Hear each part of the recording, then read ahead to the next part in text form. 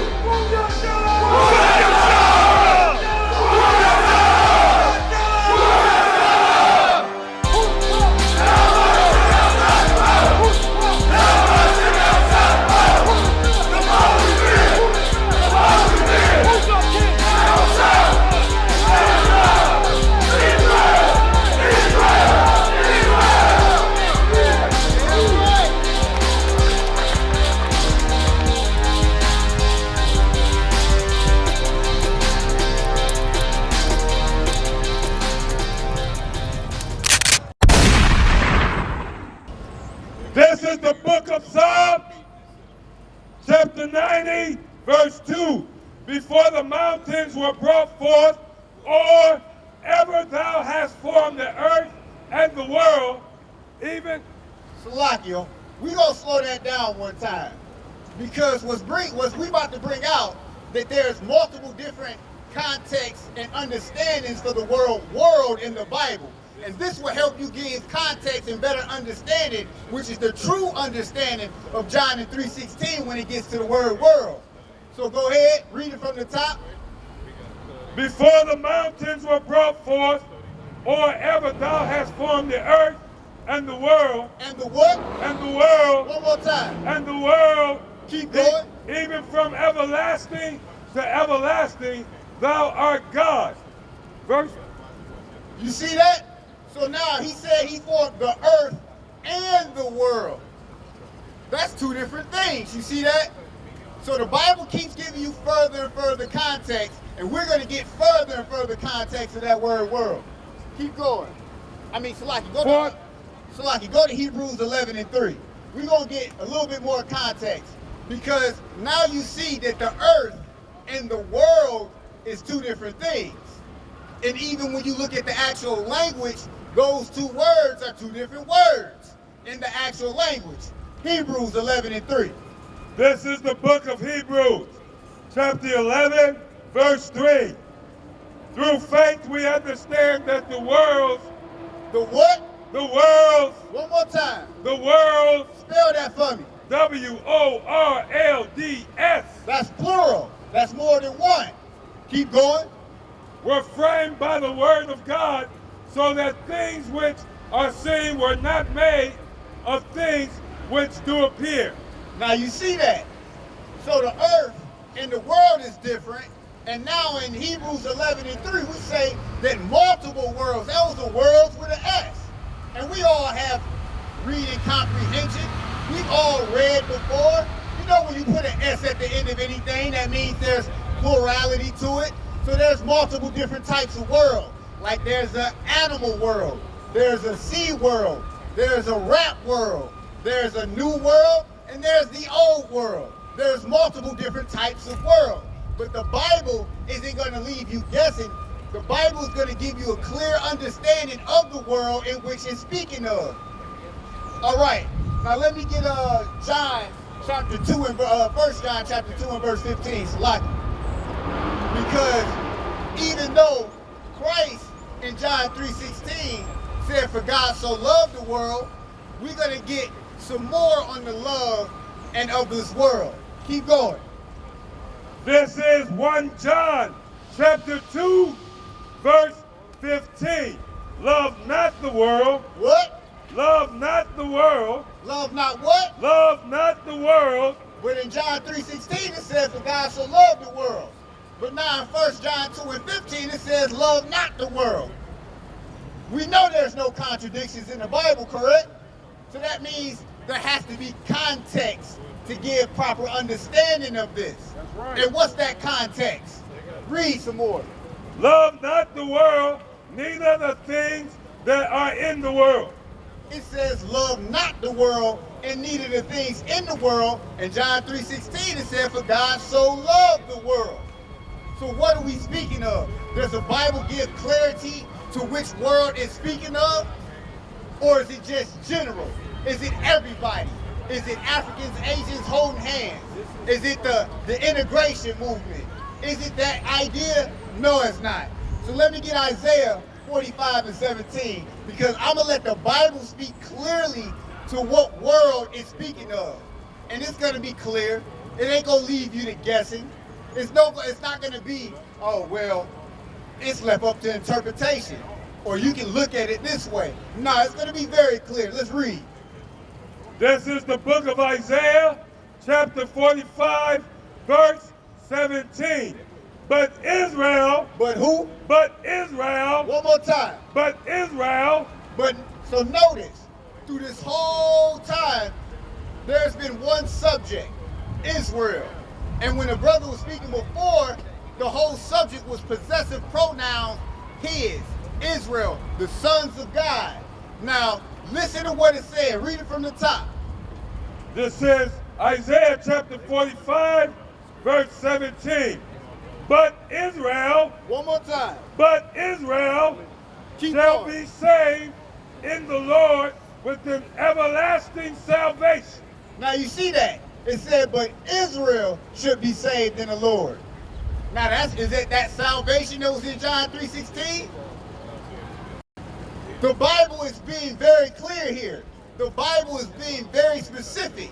The Bible is giving you the answer to all the questions that you might have.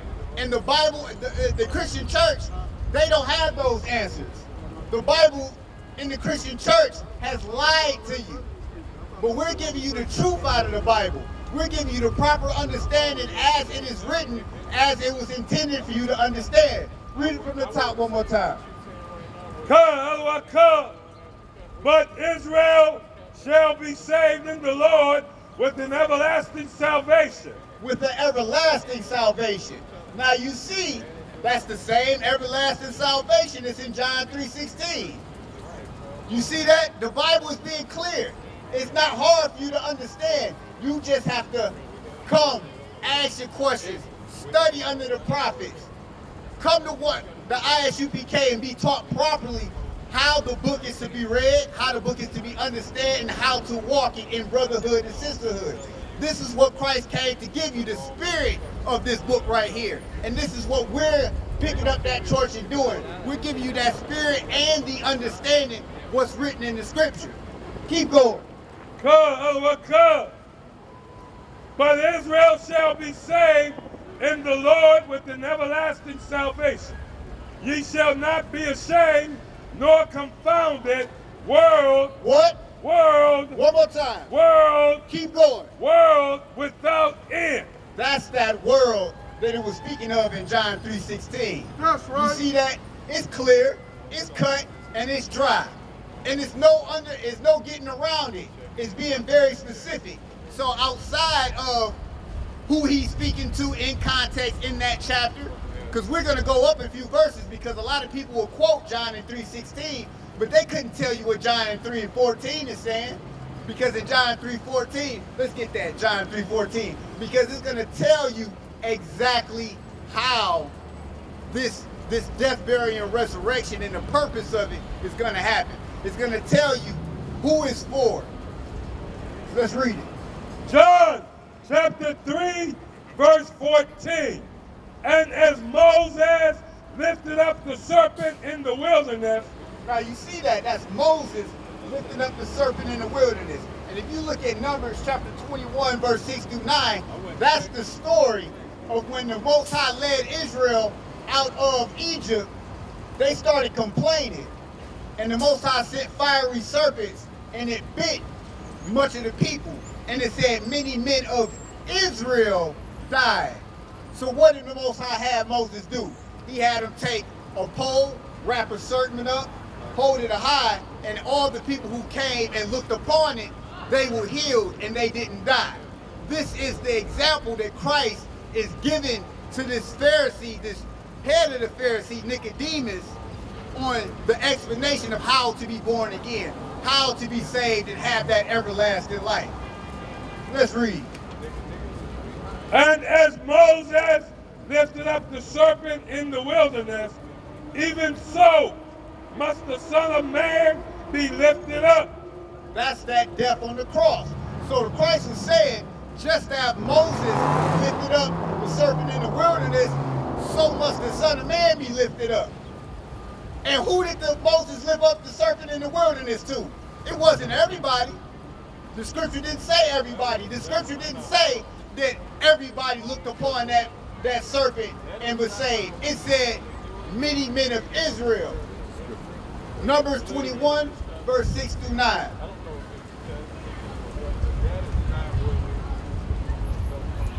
This is the book of Numbers, chapter 21, starting at verse 6.